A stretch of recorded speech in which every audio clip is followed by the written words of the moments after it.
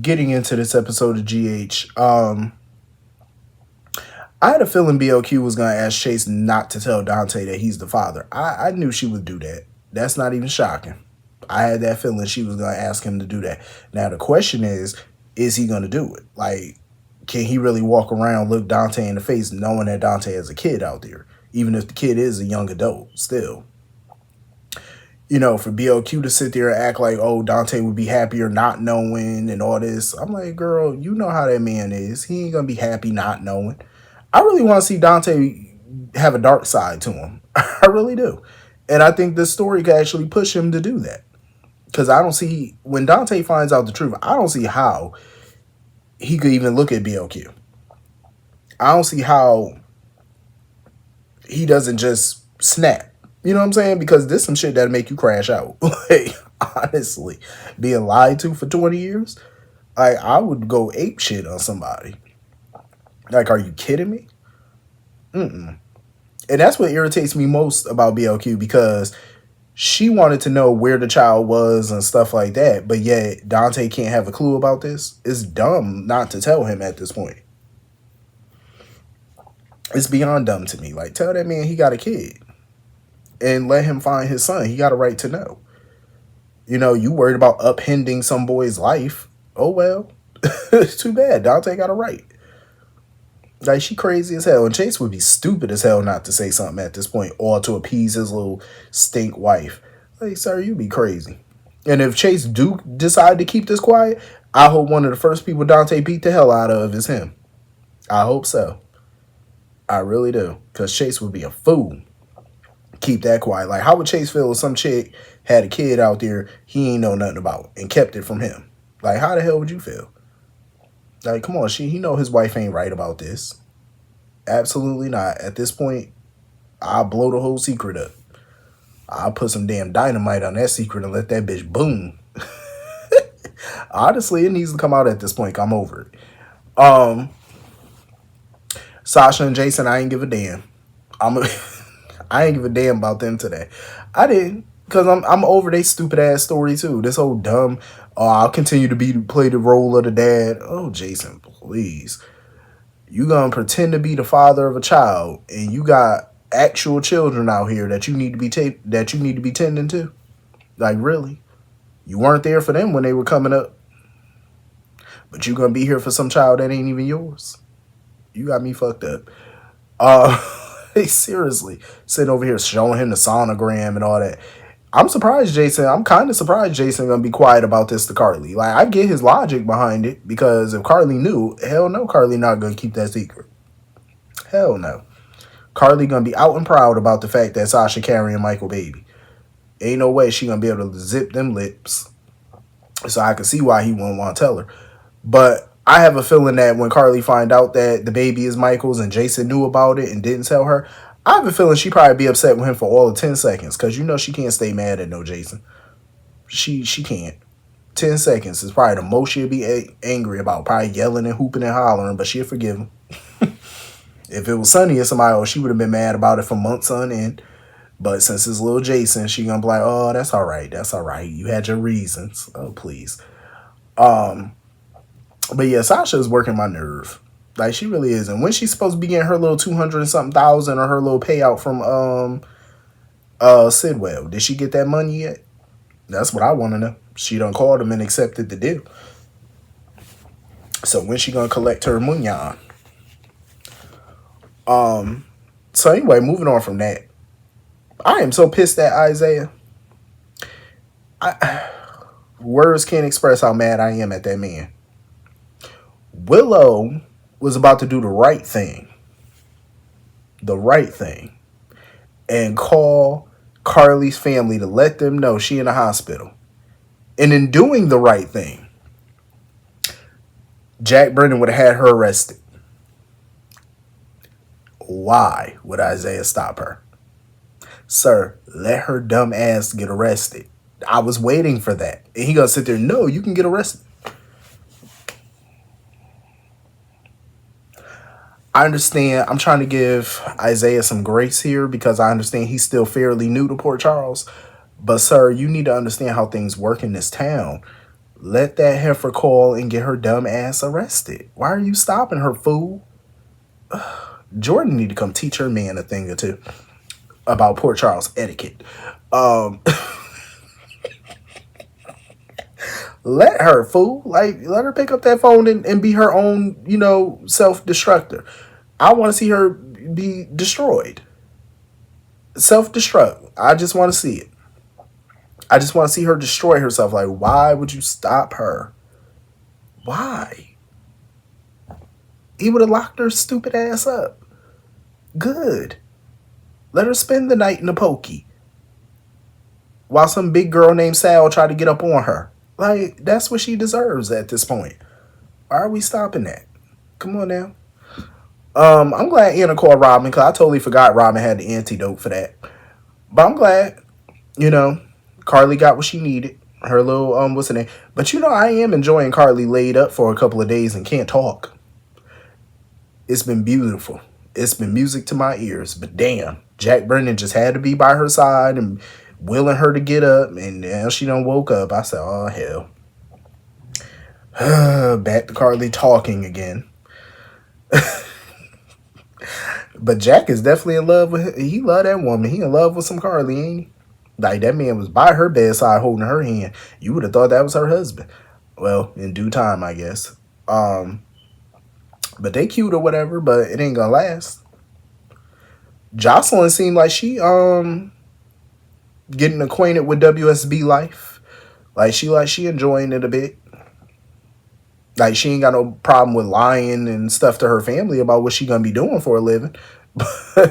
But I guess when you're a super spy, you can't be telling everybody that. That's kind of like, Batman. You can't know his identity.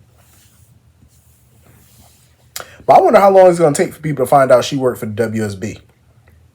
'Cause I'm like, how long can you really hold on to that secret? Like, what if somebody come to town and she working a case and, her mama walking in the middle of a stakeout or something? Like, how that's gonna work? How's she gonna explain that? Like, I'm just saying, I still can't somewhat take her serious as a WSB agent. I'm trying to. I really am trying to, like, picture her as a WSB. I still can't for the moment. Not to say she can't change my mind, but for the moment, I still can't get fully on board with that.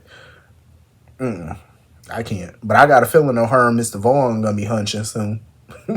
They're gonna develop some feelings for each other.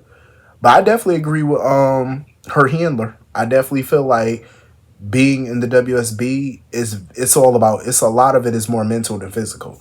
Like, you gotta be able to mentally handle that shit. Like, you gotta be a whole different person. Like, you gotta live by a whole different set of rules, regulation. Like, you just gotta be different. You know what I'm saying? Like, the world you knew is gonna be totally different now. So it's like a huge adjustment. So I wonder how Jocelyn is gonna be able to handle that in the long run. Moving on from that. Lulu continues to grate on my fucking nerves because the audacity. Like, that's all Lulu has is audacity. Like, this heifer been in a coma for 4 years. Pops up, got her daughter back. Now she wants to sit here and tell Dante, oh, I want Rocco to live with me too. Live with you where? Ain't you staying with your mama? Like, how many rooms that damn house got? Like, what you mean? Live with you. Does she not, like, Lulu really don't think of nobody but Lulu. Now, I'm glad Dante tried to talk some sense into her and tell her that she should wait, as far as Rocco living with her. Like, the boy done been through so many changes, so many ups and downs. It's like, let him just stay where he is. Let him just stay at the mansion with Dante. Furthermore, if you really want him to move in with you after a minute, why not just talk to Rocco and see what he want to do? He's old enough to make that choice on his own. Like, Lulu need to start freaking thinking. Thinking of others, like thinking of her children instead of always thinking about her wants. Like, oh, I want the kids under my roof now. Everything's not going to go back to how it was before she went into the coma. Things are different now. She has to adjust and, get reacquainted. You can't just expect Rocco to move back in with you. Like, get to know the boy again. Things have changed since you've been gone. Like, she needs to understand that. Moving on from that. I was ready for Sonny to pop a little cap in Valentine ass. But Valentine hit Sonny where it hurt, though. When Sonny was sitting there babbling on and on, oh, you don't deserve to be a father. And I'm glad Valentine put him in his place and was like, oh, but you do? I agree with him on that. Like, Sonny and Carly be the main one trying to tell somebody who could be a parent and who can't. Like, they're any better at the parenting game. Because Lord knows they made quite a few mistakes with their kids. But yet they act so holier than thou when it come to others. Like, they parent of the year. Please. So I'm glad Valentine took that little jab at him. The thing with Valentine is, can you really believe anything that come out of his mouth? Because now he's saying it was Brennan who ordered Valentine to tamper with Sonny's meds. I could see that. But the way Valentine was acting during that time, he was acting like he was the leader of the WSB. I mean, not the WSB, but Pikeman. He acted like he was the head of it, you know, all in charge and not taking orders from Jack Brennan. So now all of a sudden Jack ordered you to do it. I really don't believe everything that come out of Valentine's mouth, and I'm having a hard time believing that one. So apparently he said that somebody hired some hitman, Selensky, whatever the freak his name is, Selensky, whatever his name is, some hitman to take out Sonny. But they don't know who the buyer is. A huge twist would be if the buyer is Natalia, or if the person behind this is Colette, Jack Brennan's little assistant, and she went into business for herself. I could take that. I could run with that one. You know what I'm saying? I just don't want it to be too obvious of who it is, but I could take those choices. I still want to know what happened to Jennifer Smith, because I remember she was on the phone with some syndicate from Los Angeles, and we ain't heard nothing about that story in eons. So I wonder what's going on with that. Did they just completely drop the whole LA connection thing? Like, there was supposed to be some crime syndicate in LA trying to move in on Sonny's territory? Because they were smart, they would pick that back up, because that story seemed like it could have been promising. I was pissed that Sonny just took Valentine at his word and let him go. Even though he let him go without the passports, but still, I'm like, you let him go? The fuck you do that for? And the man still tampered with your pill. And I wonder who house Valentine at. Is he at Laura house? Because if I had to guess, Valentine probably popped up at Laura house to probably see Charlotte before he departs again. The question is Lulu gonna allow him to see Charlotte? Like, is she gonna be graceful? Who knows? Brad continues to be Brad. Like, this man sat here talking Stella ear off about Lucas, and he took what she said as a sign that him and Lucas are gonna reunite. Lucas gonna forgive him and they gonna be together. And she couldn't even explain herself or what she meant on the phone, because this fool done quickly hung up the phone. That is not what Stella was saying. Stella basically was saying maybe they could be friends again. She didn't say a damn word about them getting back together romantically. Brad just took that little thing and ran with it as a slither of hope that they could get back together. And I'm glad he saw Marco leaving Lucas's room. I'm glad he seen it, even though ain't nothing happened. Like, they ain't do to do, because Lucas nasty ass threw up on him. But I'm glad he saw that, because Brad needs to go somewhere and Lucas needs to move on. Not necessarily with Marco, because I don't trust him, but he need to move on. Like, Brad is not the one. I'm sorry. Like, you can't spin the block on every single ex. Like, you just can't. Every ex is not meant for you to get back together with. Like, I'm just saying. Like, you can't get back with every single ex that you ever had, because y'all are an ex for a reason. And Lucas needs to understand that Brad is always going to be Brad. Like, he's always going to be conniving as fuck. So why keep putting yourself through that nonsense? But anyway, that was pretty much the whole episode. Hit the comments. Let me know what you all thought. I will see you all later. Peace.